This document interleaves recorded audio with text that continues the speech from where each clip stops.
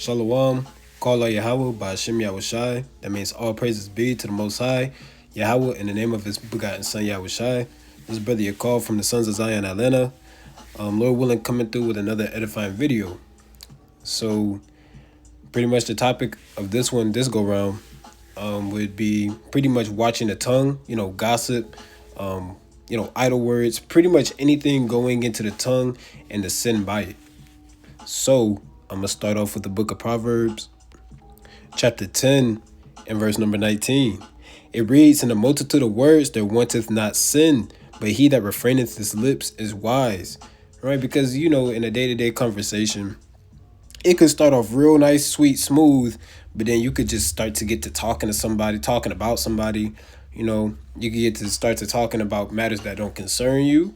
Right, to now it's talking about you gossiping, you're backbiting, you're murmuring, you're doing all types of manner of evil, right? And you're not being a good representation of the Lord and how He wants us to conduct ourselves in the world.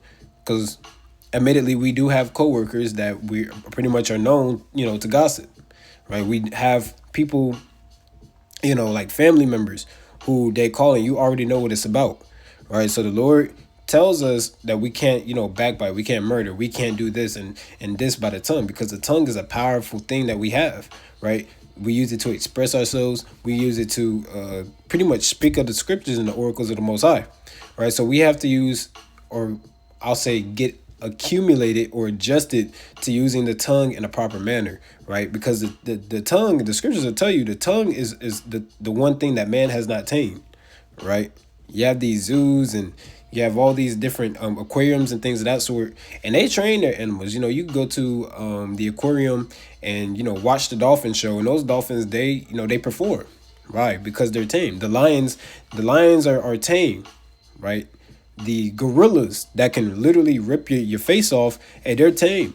But the tongue can no man tame, right? The words that a man speaks, right? Hey, some people they'll tell you they have no filter. So we have to be very careful in how we speak. And sometimes it's best to not just say anything at all. It's best to not pick up a certain call if you know what it's about, if you know what's going to happen or how things are going to transpire in that call, right? Because a lot of times, it's Israel's favorite pastime to gossip and to find drama and to talk about it and have something circulating in the air pretty much as an escape. Right? And we do that in the world and in the truth, and we have to learn from our mistakes, right? Verse number 20, it says, "The tongue of the just is as choice silver. The heart of the wicked is little worth. The lips of the righteous feed many, but fools that die for want of wisdom." Right? So the lips of the righteous feed many. What are we feeding them? Right? We feed them bread. We're not bird feeding anybody. We feed them the words and the knowledge and the understanding and the sense of the scriptures. Right? We speak, thus saith the Lord, as it tells you, the oracles of God. Right? I'm going to get the book of Sirach, chapter 28 and verse number 12. Sirach 28 and 12. It reads, "If thou blow the spark, it shall burn. If thou spit upon it, it shall be quenched. And both these come out of thy mouth." Right? And it shows you, you can have, the tongue is used for blessings and cursing. It tells you, the scriptures will tell you that. Right? The tongue is used, it could be used to build somebody up. It could be used to break somebody down. It could be used as words of encouragement. It could be used as words of destruction. Right? So we have to, is really no question about it. We literally have to watch the things that we say, because the things that we say can destroy your brother. It can destroy ourselves.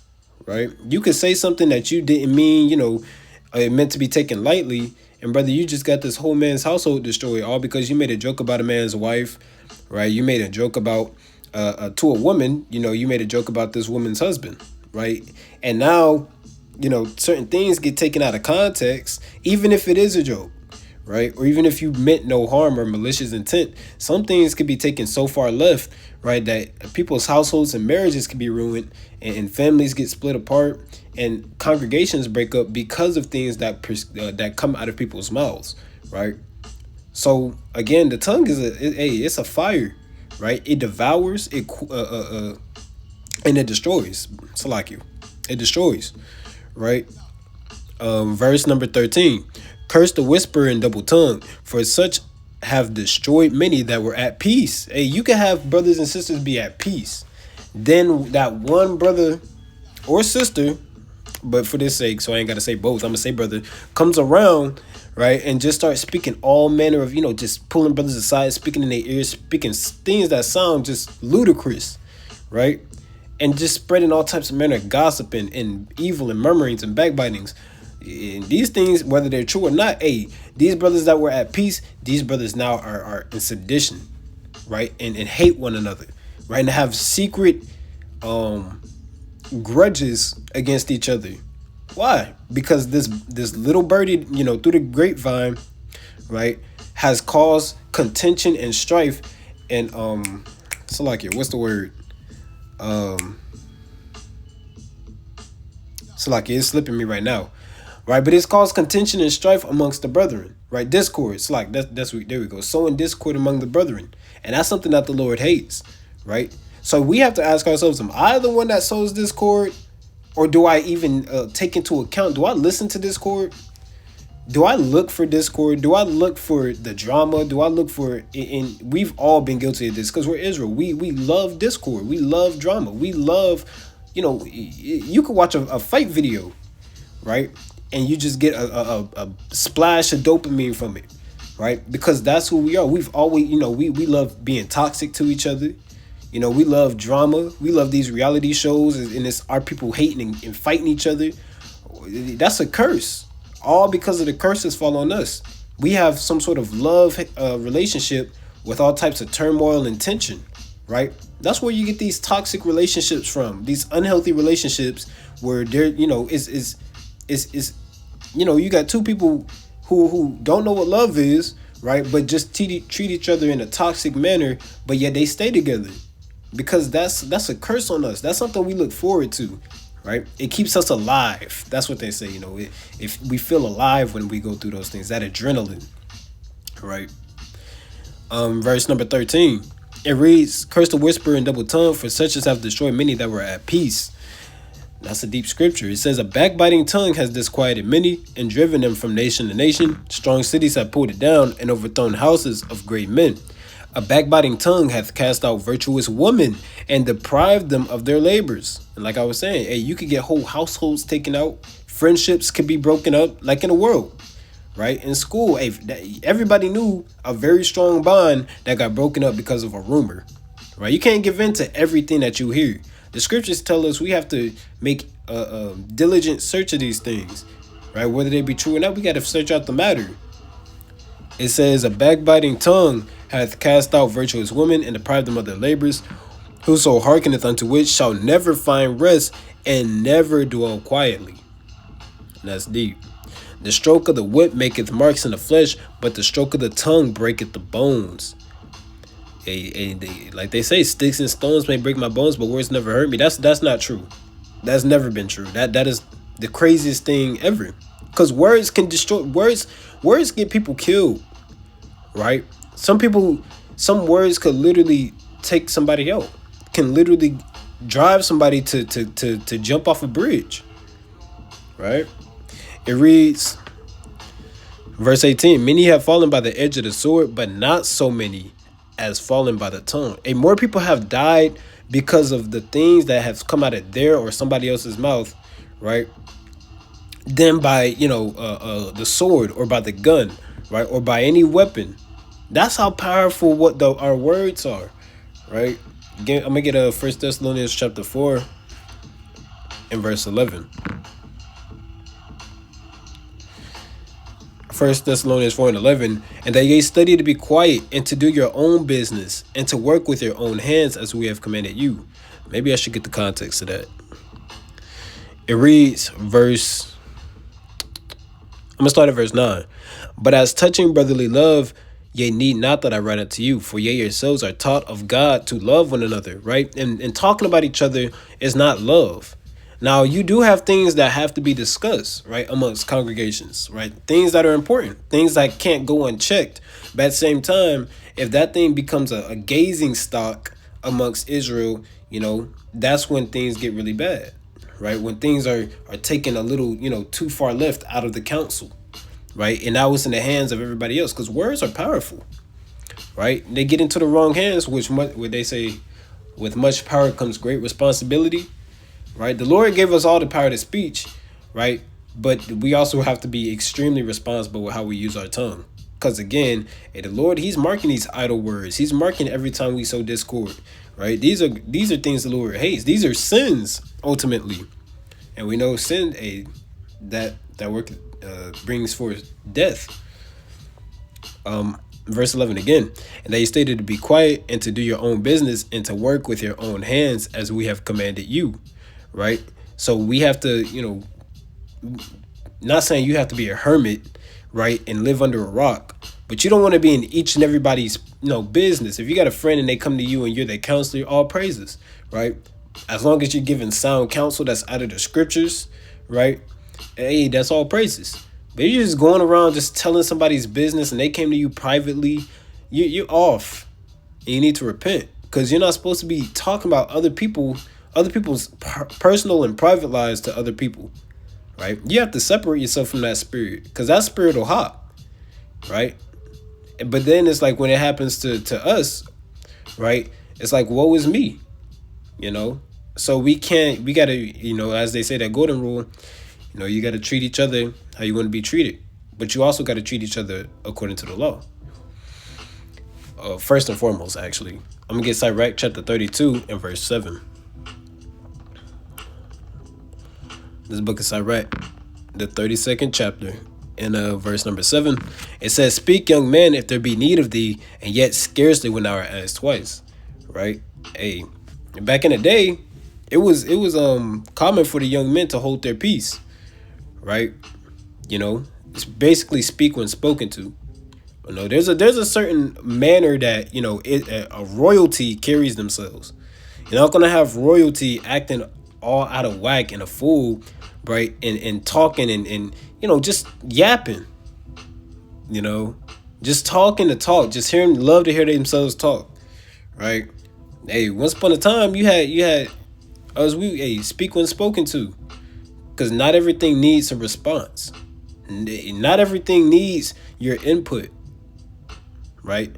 And not everything needs to be told to everybody else. The Israel doesn't need well, I ain't gonna say that, right? But not everybody needs a spokesperson to tell the business to all Israel and the goings-ons, right? A private matter, I'll say. Verse number 8, let thy speech be short, comprehending much in few words, but as one that knoweth and yet holdeth his tongue. Because you can know things and hold. That's powerful when you know things, but you choose not to let it out, when you choose not to say it. Now, ultimately, you want to be righteous. You want to have righteous judgment in concerning these things, because some things, like I say, some things need to be brought out, when it comes to dealing with a sin. But when certain things go on, you just speaking about another man's personal, you can have two things, discourse among two brothers, right? That the whole world doesn't need to know that, right? There doesn't need to be a podcast about that. So it says, speak, young men, if there be need of thee, and yet scarcely when thou art asked twice. Let thy speech be short, comprehending much in few words. That's wise. Letting your speech be short. You're not going on this long, drawn out tangent. A brother asks you, what do you want for breakfast? And you telling him, the history behind Fruity Pebbles. You don't need to have this long, drawn-out speech. It says, verse 9, if thou be among great men, make not thyself equal with them. And when ancient men are in place, use not many words. Right? So we were just different back then, When the ancient men were up there, and you want to keep it short to the point, right? That's wise. I'm going to get Sirach 7 and 11. Sirach got the wisdom. So like it, 11 and 9. It says, strive not in the matter that concerneth thee not, and sit not in judgment with sinners. And that's pretty much self-explanatory, right? You don't want to be caught up in something that has nothing to do with you. Why? Because like we read in Proverbs 10 and 19, right? Pretty much, roughly paraphrasing, with much speech, hey, you getting less and less innocent. The more you talk, hey, the more you sin. Because you could have said something that was just completely ignorant and foolish, right? Because you just spilling out your whole brain to everybody. You can't spill out your whole heart to everybody, you know. It would so like verse 10, my son, meddle not with many matters, for if thou meddle much, thou shalt not be innocent. And there you go. You and everybody's business. So eventually it's gonna catch up to you where you just, you know too much, right? And you're not innocent, right? You didn't rebuke this at that time, right? You're not innocent. Because it tells you in Ezekiel, if you don't warn the wicked of his wicked ways, that blood is going to be on your hands. So you caught up in everybody else's business, and this brother sinning, that brother sinning, what this, the goings on of everybody, right? And you're not going to be innocent. It says, and if thou follow after, thou shalt not obtain, neither shalt thou escape by fleeing. You're not going to escape no time soon, right? I'm going to get Proverbs 14 and 7. I'll get about 2 more. I don't want to beat a dead horse. Proverbs chapter 14 and verse number 7. Go from the presence of a foolish man when thou perceivest not in him the lips of knowledge. It's simple like that, right? You can't hang around everybody. Like I said, you got those warehouse co-workers and all they do. Because, in these warehouses, it's not too much to do. I've worked in a few. It's not a lot to do, besides pretty much work. Right, all you got left is you can't be on your phone. Sometimes you really can't even have no earbuds, right? So you just talking, and you talk to certain warehouse workers, and one thing leads to another, and you gossiping, but you all buddy. Now y'all are best friend. That's your work bestie, but all y'all are known to do is talk about other people and make fun of other people, right? Which is vanity. It says, I'm gonna read it again. Go from the presence of a foolish man without perceiving not in him the lips of knowledge. You got to perceive if somebody, if they have some wisdom, because you do got people, they got wisdom. They got a little bit of wisdom to them. They're not just following everything that they see and hear, right? You can learn from people, but you can also learn how to stay away from people, right? I'm going to this might be the last one, if this is the one I want. Let me see real quick. If not, I'll close with that. I'll get it. Sirach 32 and 12. It says, take Sirach 32 and 12. There take thy pastime and do what thou wilt, but sin not by proud speech. And there you have it, right? Do what you will in your free time, but for one, don't sin, of course, and for two, don't sin by proud speech, right? You don't want to just you having a leisurely conversation, a little chat, right? And now you're boasting of yourself and being proud, and boasting of your works and just being proud. All right, so with that, Lord willing, this was edifying. Shalom.